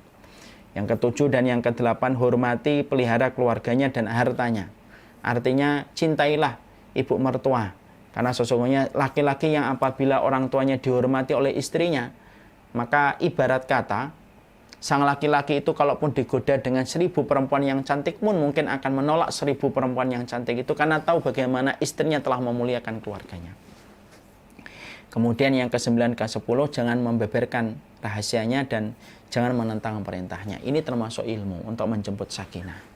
Dan ini nasihatnya Umamah bintul Haris ketika menyampaikan kepada putrinya sebelum putrinya menikah. Sekarang supaya adil, maka kita juga harus sampaikan bagaimana nasihatnya Imam Ahmad kepada putranya Abdullah ketika menikah. Supaya kemudian ini menjadi sesuatu yang sifatnya sempurna. Maka yang pertama, nasihatnya Imam Ahmad, yang pertama itu adalah wanita itu menginginkan cinta, bukti cinta, dan menyukai pernyataan cinta. Maka bapak-bapak, ikhwan-ikhwan yang ada di sini, jangan hanya mengatakan saya ini kerja untuk membuktikan cinta saya. Karena perempuan itu kadang-kadang lupa bahwasanya ketika kita mengumpulkan rezeki untuk dia itu adalah rasa cinta kita, tapi dia membutuhkan pernyataan cinta. Makanya Imam Ahmad berkata kepada putranya Abdullah, jangan pelit untuk mengatakan cinta dan sayang kepada istrimu. Masya Allah. Makanya perempuan itu lemah di telinga, Pak. Kalau laki-laki itu kan lemah di mata.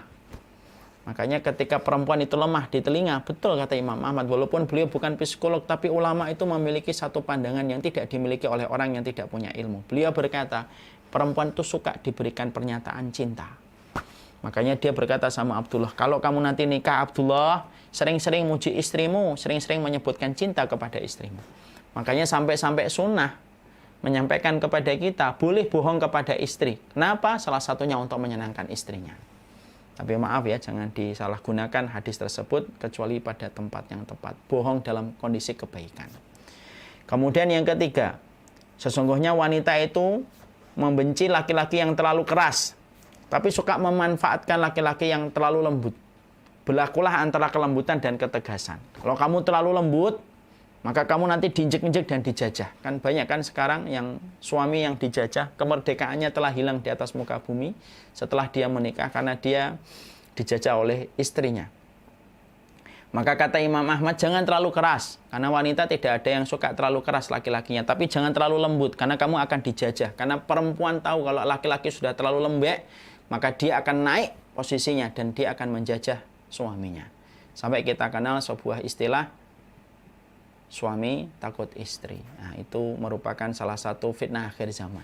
Makanya dalam salah satu hadis yang sahih saya pernah mendengar, salah satu di antara akhir zaman tidak akan tegak hari kiamat sampai kita mendapati suami taat kepada istrinya tidak sebagaimana sebaliknya, kata Rasulullah.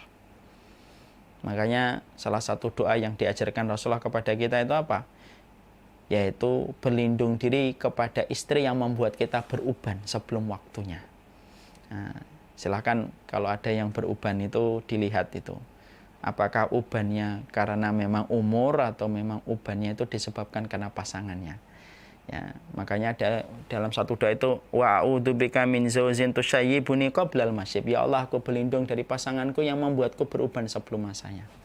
Tapi maaf ya, kalau ada yang beruban di antara agen-agen yang ada di sini, jangan langsung divonis. Ini pasti banyak pikiran tentang istrinya atau suaminya. Nah, itu tempatkan ilmu pada tempatnya, bukan tempatkan ilmu sebagai bahan bulian. Kemudian yang keempat, wanita itu menyukai apa yang disukai laki-laki dari seorang wanita. Kalau kita suka wanita itu harum, ya kita berlaku harum. Kalau kemudian wanita itu suka bahwasanya wanita itu rapi, ya kita harus rapi. Kadang-kadang kita suka istri kita rapi, istri kita wangi, tapi justru kita juga tidak rapi dan juga tidak wangi. Itu kata Imam Ahmad. Yang kelima, kata Imam Ahmad, ini menjadi ilmu supaya ketika kita tahu ilmunya kita menjemput sakinah itu. Kata Imam Ahmad, rumah itu bagi seorang wanita, wahai anakku Abdullah, itu adalah istananya, jangan diganggu. Biarkan istrimu yang menghiasi rumahnya. Kalau kamu sampai mengganggu dia ketika menghiasi rumahnya, berarti kamu membangunkan singa yang bangun dari tidurnya. Jadi nanti kalau ada agen dan distributor, kemudian nyewa, ngontrak rumah, kata Imam Ahmad kepada Abdullah, biarkan dia yang mengelola rumah itu. Makanya saya pernah melihat ada satu rumah itu warnanya pink. Bukan saya mengatakan ini ya, rumah itu pink. Terus kemudian karena saya sudah dekat sama ikhwannya, saya tanya sama beliau, akhi, antum warna favoritnya apa? Biru, Ustadz. Oh ya udah. Nah, ini berarti melaksanakan apa yang disampaikan oleh Imam Ahmad. Rumahnya pink semuanya, padahal dia sukanya itu warna biru. Nah, itu salah satu di antara nasihatnya Imam Ahmad. Makanya kadang-kadang ada seorang laki-laki mikir, kenapa pernik ini ditaruh di tembok, kenapa ini di sini? Biarkan, karena memang puncak di antara keinginan perempuan itu punya rumah. Makanya Asia binti Muzahim, istrinya Fir'aun, ketika meminta kepada Allah itu apa? Mintanya rumah. Rumah itu istana dia. Laki-laki banyak di luar, yang paling banyak di rumah itu istri kita. Jangan kita yang sering di luar, urusan rumah kita yang atur sesuai kemampuan, sesuai kemauan kita. Salah. Makanya Imam Ahmad berkata, wahai Abdullah, nanti kalau kamu nikah, rumahmu itu adalah istana dan singgasana untuk istrimu. Silahkan dia yang ngatur. Kamu nurutin aja. Maka itu kemudian kamu akan menjemput ketenangan. Nah, kemudian yang keenam, kata Imam Ahmad kepada putranya, yaitu adalah seorang wanita itu pengen dekat sama suaminya tapi tak pengen kehilangan keluarga. Artinya berikan waktu istri kita untuk bersama dengan keluarganya. Kemudian kata Imam Ahmad, wahai Abdullah, wanita itu diciptakan dari tulang rusuk. Fa innal marata khuliqat min dilain, fa inna a'waja syai'in a'laha. Sesungguhnya wanita itu diciptakan dari tulang rusuk, dari yang paling bengkok itu paling atasnya. Tapi disitulah kamu harus bersabar. Makanya sabar kepada istri itu 2 kali sabarnya kita kepada teman. Kalau teman sabarnya, karena kita tidak ngasih makan, kita nggak ngasih nafkah, kita tidak mempertanggungjawabkan atas apa yang dia perbuat, sabarnya 1. Tapi kalau sabar sama istri itu 2. Kenapa sabarnya kepada istri itu 2? Karena kamu yang ngasih nafkah, kamu yang menjaga dia, kamu yang nyukupin sandang papan dan pangannya. Tapi di saat itu kamu harus bersabar. Dan itu sabarnya 2, dinilai pahala besar oleh Allah Subhanahu wa Ta'ala. Makanya perempuan itu diciptakan dari tulang rusuk. Ada kata-kata indah Imam Ahmad. Walaupun wanita itu diciptakan dari tulang rusuk yang bengkok, tapi itu indah. Korden itu kalau tanpa lekukan, nggak akan indah. Coba kalau korden itu lurus, maka kaku dia. Tapi korden itu kalau mahal, lekukannya itu banyak. Maka perempuan itu layaknya korden, dibuat oleh Allah dengan lekukan itu supaya tampak indah. Kemudian yang ke-8, Sesungguhnya wanita itu, kata Imam Ahmad kepada istrinya, wanita itu suka melupakan kebaikan seorang suami. Makanya kalau kamu dapetin dia lagi kecewa, dia ngomong kamu itu nggak pernah jadi suami yang baik, sabar. Karena apa? Kalau kamu berbuat baik, maka dia paling cepat memorinya lupa dengan kebaikan seorang suami. Makanya kadang-kadang ada seorang suami lupa nutup pintu sekali. Apa perkataan seorang istri? Kalau buka pintu nggak pernah nutup sama sekali. Padahal lupanya baru sekali. Tidak lupanya 200 kali. Tapi yang diingat 1 kali. Makanya ada sebuah meme yang sering saya baca di sebuah tulisan. Persis dengan apa yang dikatakan Imam Ahmad. Perempuan itu bisa lupa di mana penjepit rambutnya yang baru saja dia letakkan, tapi dia tidak bisa melupakan kesalahan suaminya 5 tahun lalu habis isya sebelum makan malam. Walaupun itu terjadi 5 tahun lalu. Dan itu kata Imam Ahmad. Makanya kata Imam Ahmad, sabar ya. Kalau tiba-tiba nanti istrimu melupakan semua kebaikan yang telah kamu bangun, pengorbanan yang telah kamu berikan. Sabar, sabar. Sabar kepada istri itu 2 kali sabarnya kita kepada teman. Kemudian yang ke-9 kata Imam Ahmad kepada Abdullah, yang ke-9 perempuan itu lemah, maka jangan diberikan porsi yang terlalu banyak. Kasih waktu istirahat, kasih waktu untuk mereka ketemu sama teman, ketemu sama sahabat, jalan-jalan. Suruh kadang-kadang pergi saja ke restoran, mau makan apa. Dan itu termasuk salah satu sunnah yang disampaikan oleh Imam Ahlus Sunnah, Imam Ahmad ketika berkata kepada putranya. Dan yang ke-10 kata Imam Ahmad, sesungguhnya wanita itu adalah tawananmu, perlakukanlah dia dengan baik. Kenapa kok disebut istri itu tawanan? Karena kemana-mana harus minta izin. Puasa sunnah harus minta izin. Sedekah harus minta izin ketika dia sedekahnya dari nafkahmu. Semuanya harus minta izin. Perlakukanlah tawananmu dengan baik. Kalau kita sudah menggali nasihatnya Umamah bintul Haris bagi seorang wanita, seorang laki-laki sudah menggali tentang nasihatnya Imam Ahmad, maka itu merupakan anak tangga menjemput sakinah.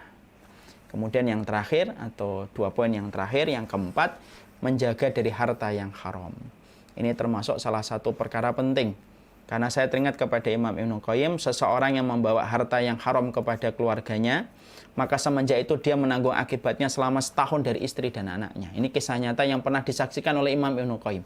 Aku pernah melihat satu keluarga yang cerita suaminya dia habis ngambil yang haram dan syubhat.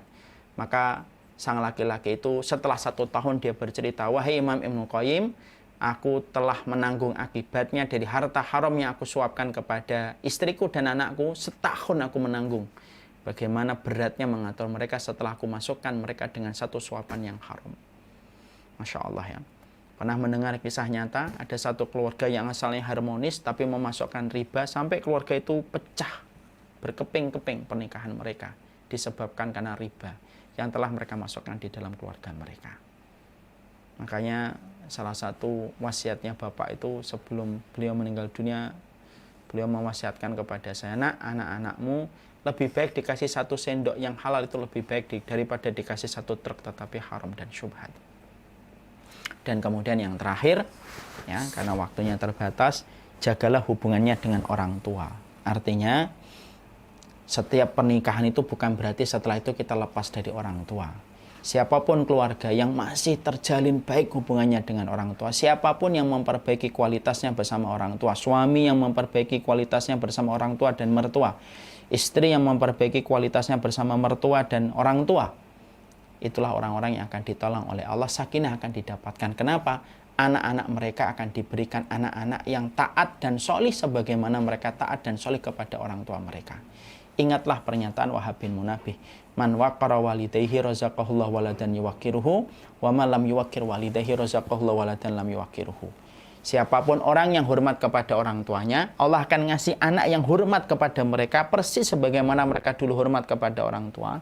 Kalau ada seorang anak yang durhaka sama orang tuanya, Allah akan ngasih anak yang durhaka kepadanya persis sebagaimana dulu dia durhaka kepada orang tuanya.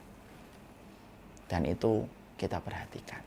Kalau anak kita tiba-tiba bentak kita, mungkin kita dulu bentak orang tua kita. Kalau tiba-tiba anak kita kok perhitungan sama kita, pelit sama kita, mungkin kita dulunya pelit sama orang tua. Dan maaf yang terakhir, jangan pernah seorang istri berpikir untuk menguasai suaminya sampai suaminya lupa kewajiban dia kepada orang tua. Karena itu pasti dibalas cash dan kontan oleh Allah. Anak kita nanti akan dikekang sama pasangannya untuk tidak bisa berbuat baik kepada kita sebagaimana dulu kita mengekang pasangan kita untuk tidak berbuat baik kepada orang tuanya. Hukuman yang disegerakan di dunia itu hukuman kita ketika berbuat dosa kepada orang tua. Wallahu a'lam bishawab. Ini yang dapat saya sampaikan, terbatas waktunya, dan ini merupakan nasihat saya kepada diri saya sendiri. Kalau kiranya memang bermanfaat, maka Allah memberikan kebaikan untuk kita. Pastikan pernikahan kita menghadirkan niat. Banyak keluarga yang tidak ideal secara pandangan manusia, tapi diberikan oleh Allah sakinah dan keberkahan disebabkan kebersihan niat mereka ketika mereka bertemu dan berjumpa. Yang kedua, pastikan bahwasanya pernikahan kita adalah berlandaskan fisik kepada ibadah. Kemudian yang ketiga, berlandaskan kepada ilmu, jangan sampai disusupi yang haram. Dan yang terakhir, pastikan pernikahan kita adalah sebuah perkumpulan untuk menghormati dan birrul walidain kepada orang tua kita.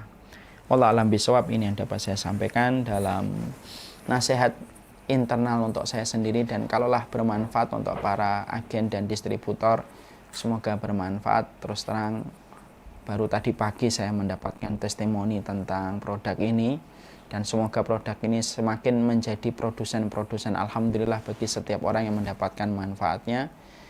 Dan pastikan semua agen dan distributornya terjaga niatnya, karena apapun produknya, perkataan siapapun, perbuatan siapapun, kalau sudah niatnya karena Allah, maka kita pasti akan mendapatkan hasil spektakuler yang tidak pernah kita bayangkan untuk orang-orang di sekitar kita dalam manfaat yang mereka peroleh.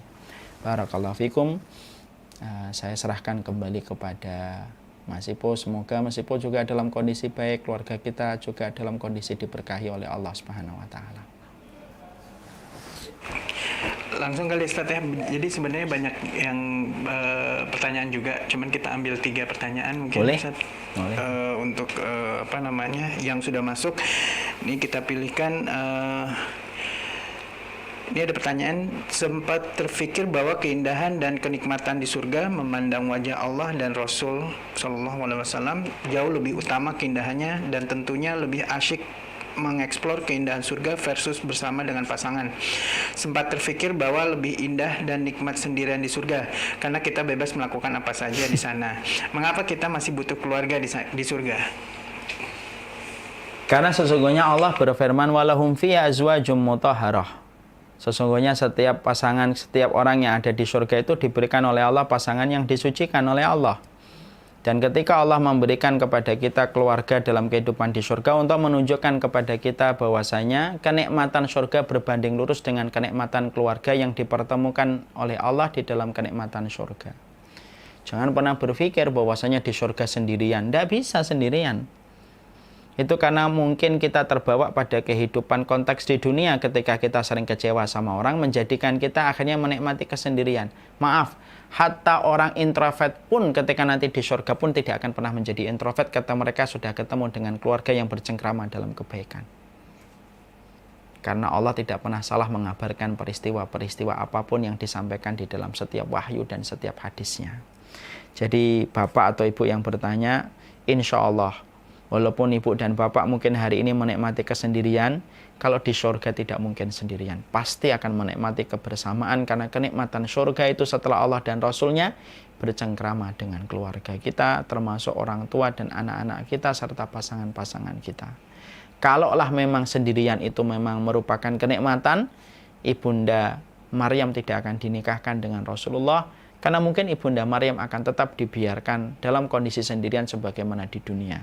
Toh ternyata Ibunda Maryam bintu Imran tidak dijadikan Allah sendirian, tapi dipertemukan dengan Rasulullah, laki-laki yang sepadan imannya dengan beliau dalam sebuah mahligai pernikahan.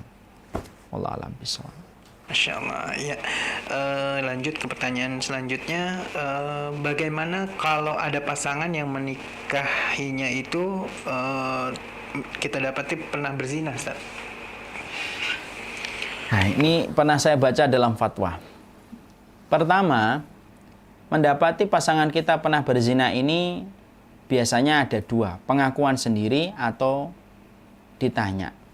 Bertanya kepada pasangan setelah pernikahan itu tentang apa yang sudah pernah dilakukan, termasuk salah satu perbuatan yang tidak ma'ruf. Contoh, orang menikah, baru menikah langsung bertanya, Kamu dulu ngapain aja sebelum nikah sama saya? Siapa aja pacarmu? Sebutkan satu persatu. Nah, enggak usah gitu. Nanti disebutkan satu persatu malah kaget. Ternyata mantannya dia, ternyata juga temannya dia. Itu kan bahaya. Lalu kemudian bertanya juga, pernah zina atau enggak? Ini termasuk salah satu hal yang enggak diperbolehkan. Kenapa? Karena kalau dia sudah bertobat, maka itu antara dia dengan Allah dan tidak ada kaitannya dengan makhluk. Yang kedua, kalau pengakuan. Pengakuan ini sebenarnya juga tidak tepat. Kalau ada seseorang yang melakukan dosa besar, lalu kemudian dia sudah bertaubat, jangan pernah menceritakan dan jangan pernah menjadi mujahirin. Apa itu mujahirin? Orang yang membuka tirai dosa setelah Allah menutupi dosanya dengan satu tirai.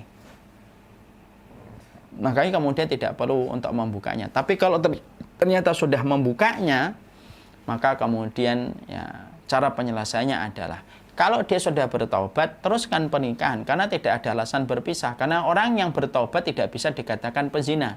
Dikatakan pezina itu adalah ketika mereka berzina dan tidak menyesali perbuatan zinanya. Maka dia mendapatkan kriteria dan status pezina. Az-zani. Tapi kalau dia sudah bertaubat, inna taubata tahdimu ma qablaha. Sesungguhnya taubat itu menghapuskan semua dosa sebelumnya. Dan dia tidak bisa lagi diberikan kriteria pezina ketika sudah bertaubat. Kalau kita mendapati orang itu sudah bertobat selesai. Kecuali ketika pasangan itu sudah berzina, tidak ada komitmen untuk bertaubat. Dia masih melakukan perzinahan kembali dalam pernikahan, maka seseorang diberikan oleh syariat dua opsi. Meneruskan pernikahan, tapi dengan konsekuensi terus memberikan nasihat, atau berhenti supaya menjaga kesucian dari pasangannya dari perbuatan zina yang pernah dilakukan oleh pasangannya. Wallahu a'lam bishawab. Ya, Masya Allah. Ini mungkin Mas Ipo, saya belum nyapa-nyapa nih Mas Ipo. Mungkin Mas Ipo sendiri ada pertanyaan langsung ke Ustadz. Mungkin mumpung ada Ustadz di sini. Terakhir aja Ustadz, itu tadi saya meneruskan pertanyaan yang masuk di inbox saja. Tadi ada yang bertanya, kalau misalnya ada si A atau si B, mungkin suami ke istri yang misalnya sudah sudah berzina, kemudian apakah dia masih berhak mendapatkan ya atau merindukan keluarga sakinah? Mungkin itu Ustaz. Salah satu pasangannya berzina, gitu ya Mas Ipo ya?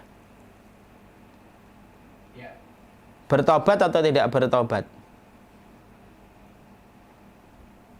Kalau di chat itu nggak ketahuan sih ya, saya cuma menurut. Iya. Kalau dia tidak bertaubat, lalu terus dia dengan kegemarannya untuk berzina, maka berpisah dengan seorang perzina itu merupakan langkah kebaikan akhirat untuk menjaga kesuciannya di dunia dan di akhirat.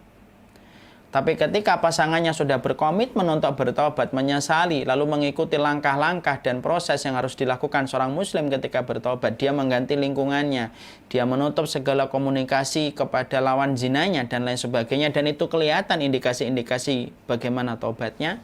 Orang yang bertaubat adalah orang yang masih besar kemungkinan untuk mendapatkan sakinah. Bukankah para sahabat sebelum mereka masuk Islam itu lebih parah daripada zina? Mereka syirik, tapi akhirnya mendapatkan sakinah setelah bertaubat.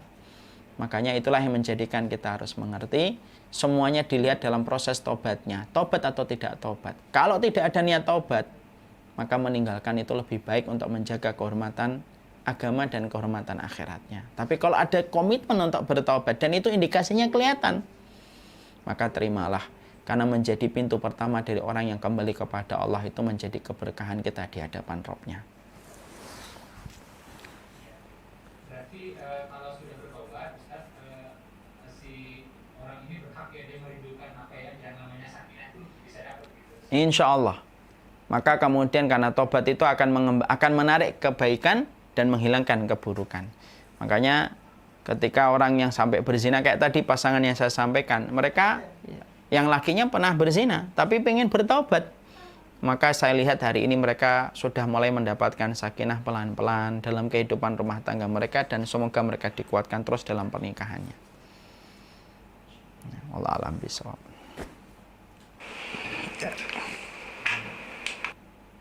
Sudah? Kalau berkenan ditutup dengan doa Ustaz. Ya. Mudah-mudahan majelis ilmu kali ini bertambah-tambah berkahnya walaupun jarak jauh. Amin insyaallah Mas Ibu. Mas Ibu sehat-sehat aja insyaallah, moga-moga tetap istiqomah. Tolong ditemani para sahabat-sahabat ini. Kalau tidak salah, ada salah satu tetangga saya di Kudus juga menjadi distributornya Mas Ipo juga, Mas Taufik atau Ferry Taufik. Nah, moga-moga terus bersama dalam kebaikan. Satu waktu ingin bertemu langsung, semoga Allah memberikan kebaikan untuk kita semuanya. Kita tutup dengan doa. Bismillahirrahmanirrahim. Allahumma inna nas'aluka bi kulli ismin samaita bihi nafsak aw alamtahu ahadan min khalqik aw ista'sarta fi ilmil ghaib. Allahumma inna nas'aluka bi annana nashhadu an la ilaha illa anta al-ahadus samad alladzi lam yalid wa lam yulad wa lam yakul lahu kufuwan ahad. Ya Rabbana ya mujibah sa'ilin, ya Rabb yang kami sembah, yang kami bergantung segala urusan kehidupan kami, ya Allah. Ya Allah, janganlah Engkau tinggalkan kami, ya Allah, walaupun sekejap mata, ya Allah. Bantu kami, ya Allah. Kebersamaan kami bersama dengan suami kami, bersama istri-istri kami, anak-anak kami, ya Allah. Bolak-balikkanlah hati kami untuk selalu berada pada ridho-Mu dan selalu berada pada cinta-Mu. Tidak ada yang mampu membolak-balikkan hati istri kami, membolak-balikkan hati suami kami dan anak kami kecuali Engkau, ya Allah. Karena sesungguhnya kami tidak berdaya. Kami pun tidak berdaya untuk membolak-balikkan hati kami kecuali dengan izin dan kehendak-Mu, ya Allah. Jadikanlah pasangan-pasangan kami bukan hanya pasangan biologis, ya Allah, tetapi pasangan-pasangan ideologis dalam kebaikan yang akan terus mengarahkan kami kepada ridho-Mu, ya Allah, supaya kami tidak hanya bercengkrama, bukan hanya tertawa, bukan hanya gembira di dunia, tapi semoga kegembiraan kami, ketenangan kami akan berujung kepada ketenangan dan kegembiraan kami nanti di surga bersama dengan orang tua kami, ya Allah. Bersama dengan orang-orang yang kami cintai dari nenek moyang kami yang beriman kepadamu dan beriman kepada Rasul-Mu. Ya Allah, berikanlah keberkahan bagi orang tua kami, ya Allah. Berikanlah kepada mereka kelapangan urusan mereka, kesehatan di masa-masa tua mereka, uban-uban mereka yang tumbuh, kelelahan yang pernah mereka lakukan ketika merawat kami, ya Allah. Jagalah mereka, ya Allah. Kami sering tidak mampu membalas keringatnya, kami sering tidak mampu membalas air susunya, ya Allah. Kuatkanlah kami, ya Allah, sebagai anak untuk membalas dua hal besar dalam kehidupan kami, dari ketulusan mereka di balik air susu dan keringat mereka, ya Allah.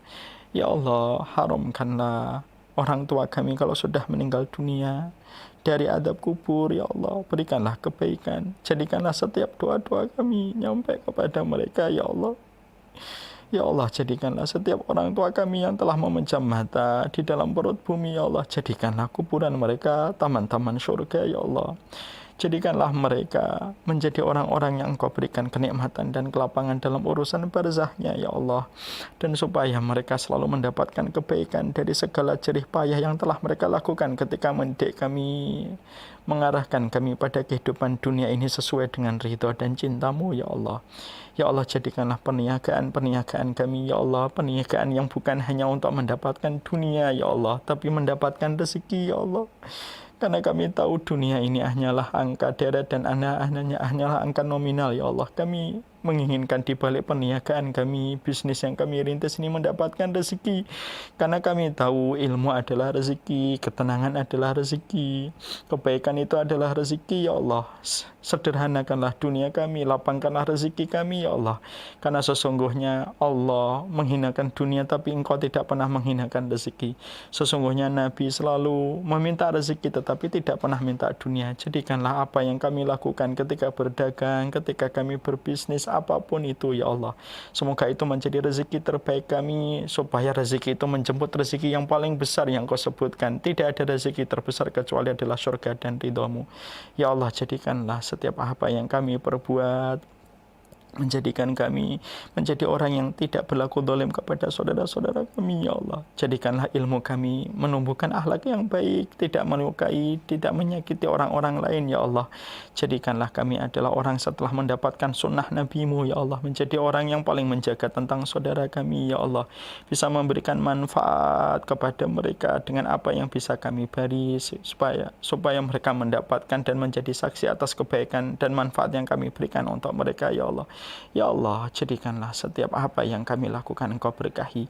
Luruskanlah niat kami, jagalah hati kami, supaya tidak ada perkataan dan perbuatan kami kecuali adalah mendapatkan ridha-Mu, ya Allah. Jauhkanlah kami dari perangkapnya syaitan yang selalu menggelincirkan kami dari jalan Engkau yang lurus, ya Rabbana, ya Mujibas Sa'ilin. Wa sallallahu ala nabiyyina Muhammad walhamdulillahi rabbil alamin. Alhamdulillah rabbil alamin. Ya, alhamdulillah usai sudah acara kajian kita pada pagi hari ini. Semoga materi ini bermanfaat bagi kita semua, dan kami sampaikan kembali bahwa kami masih membuka infak dakwah syamilah di bit.ly/infak barang. Jazakumullah khair bagi para donatur yang telah berpartisipasi. Semoga menjadi amal jariah yang tidak terputus untuk kita semua. Amin Allahumma amin. Semoga semua urusan kita selalu dimudahkan oleh Allah serta selalu mendapatkan pertolongannya, dan semoga kita menjadi keluarga di antara keramaian umat, bertemu di dunia, bertetangga di surga. Akhirnya kami selaku moderator dan panitia memohon maaf apabila ada kekurangan dalam pelaksanaan webinar ini. Mari kita cukupkan dengan membaca alhamdulillahirabbil alamin, dan kita tutup dengan doa kafaratul majlis. Subhanakallahumma wa bihamdika asyhadu an la ilaha illa anta astaghfiruka wa atubu ilaik. Wassalamualaikum warahmatullahi wabarakatuh.